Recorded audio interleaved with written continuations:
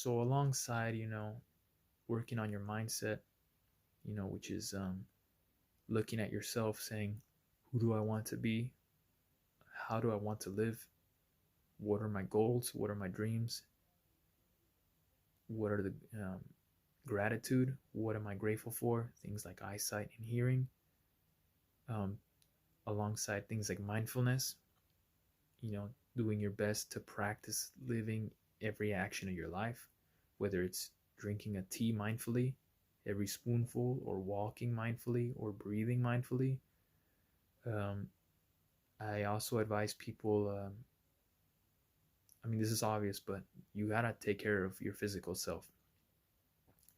A lot of people with anxiety issues, people that are freaking out, chances are their diets are poor, whether it's they're not eating enough or they're eating the wrong foods too often.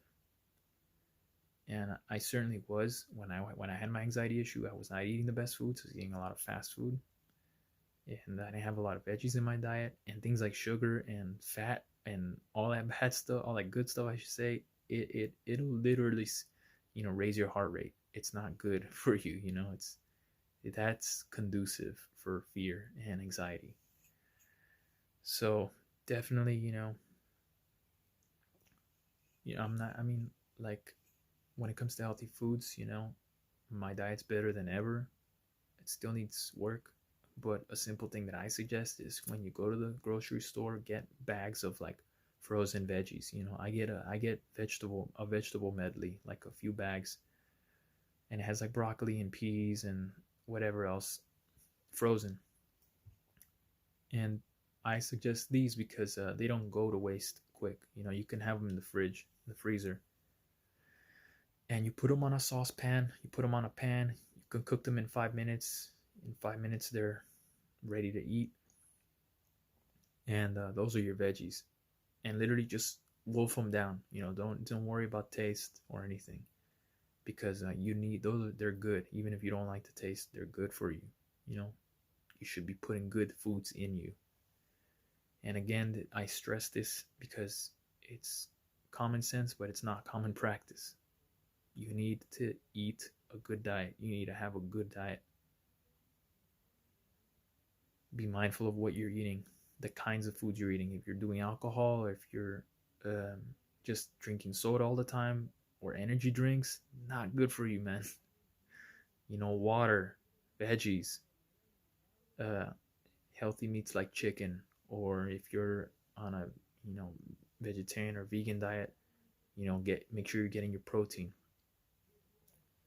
So yes, definitely research the kind of diet I told you. I aim to eat a bowl of veggies every day, and it's definitely helping my digestive system, and it leaves me at a peace of mind. And these foods, they give you energy, and they don't put you in a food coma the way McDonald's or some other heavy food does. So it's also conducive to work. So yes, be mindful of your diet. um, I would definitely suggest researching diets. Definitely try to have veggies in every meal. Don't eat bad shit all the time. And workout. I I'm a big promoter of working out every day, and it does not have to be at the gym, and it does not have to be intense. Honestly, just 30 minutes of movement. And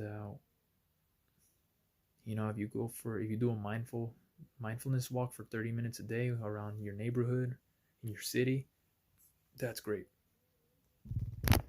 But definitely the point is to move. We all need physical movement. We all need to move. We all have like stress literally building up inside us, like I said, all the time, and we need to let it out. And so that's why things like mindful walking are incredibly powerful and really healthy. Um, but yeah, certainly something with a little more physical exertion. Like I do put a set of like push-ups and sit-ups and squats and sometimes jumping jacks. I certainly stretch, and I'll set a block of like 25 minutes a day. And I've been doing this for like on and off, mostly on for the last 2 weeks. And I gotta say, I feel great. I mean, I've been doing this for a while, not just the last 2 weeks. I mean, when I was in the bad times, I certainly took on exercise. The problem was that I didn't stick to it. I wouldn't do it. I would come back to it every week or so, or every month or so, to remember, oh, you gotta take care of yourself physically too. What I'm saying now is that now I'm more conscious of it. And what I'm saying with the last 2 weeks is that I've been literally doing it for like almost every day for the last 2 weeks. And I feel great.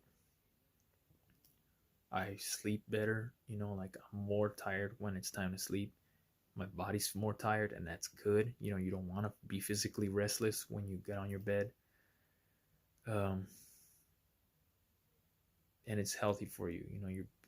My physical resistance is better. At work, I'm not getting tired so easily.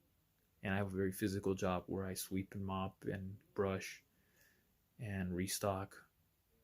And I do notice a big difference with literally like 25 minutes a day, 25, 30 minutes. So literally what I do is, what I break it down is, honestly, if you don't work out, you gotta start slow. You really gotta start slow, because a workout routine, you gotta do it every day or almost every day. And it's not a sprint, it's a marathon. You gotta start slow if you don't do it. Gotta start slow, and you gotta slowly build up. And by that, I mean I'm still only doing like 6 push-ups at a time, and I go slow. I make sure my arms, my hands are placed correctly on the floor, and I go slow, and I do 6, and I stop, and I have my timer going. I have 25 minutes set on my timer, and I suggest you all do when you work out. Keep track of your time, and don't go over, and try to do the time, the 25 minutes. Stick to it. And certainly, if you're starting out and you don't have an exercise routine, 25 minutes max.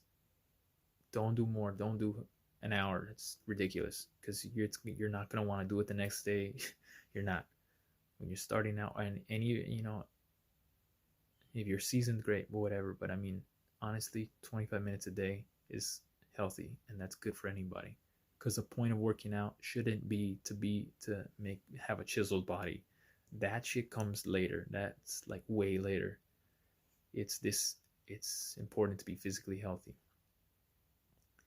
So again, I do 6 push-ups at a time, and I have my timer going. So after 6, I let 30 seconds pass, and I do another 6, and I stop. I let 30 seconds pass. I let my arms rest and do another 6. And then from there, I'll do sit-ups. I have a really hard floor, so what I do is I put like a blanket, I fold it, and I put it like on my collar, on not my collarbone, on my tailbone, so that because if you have a hard floor, you're gonna feel kind of pain when you do the sit up, because your spine is literally on the floor. So put the blanket so that it's like folded and it's padding your tailbone. And I do that every time, and it makes the push-ups, the sit-ups, easier. My tailbone isn't stressed, so do that. And I do like 8 sit-ups at a time. I'll do 8 sit-ups, and I wait 30 seconds, and I do another 8, and I wait 30 seconds, and I do another 8. And the point of the waiting is to let your body rest, especially when you're starting out. You don't want to do 25 in one sitting. That's literally, it's too much for you.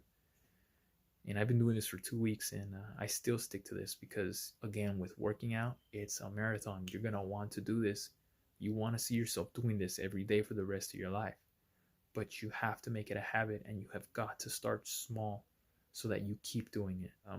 Look up simple exercises, routines. Again, you do not need a gym. You do not need dumbbells. You don't need any equipment to work out. And you literally just need like a space of like 6 by 8, 6 feet by 8, just to have space. That's literally all you need. and you can do it anywhere in your home or literally anywhere. But no excuses is what I'm saying. And so yes, um, be mindful of your diet and be mindful of physically working out. These are tremendous things to help combat anxiety.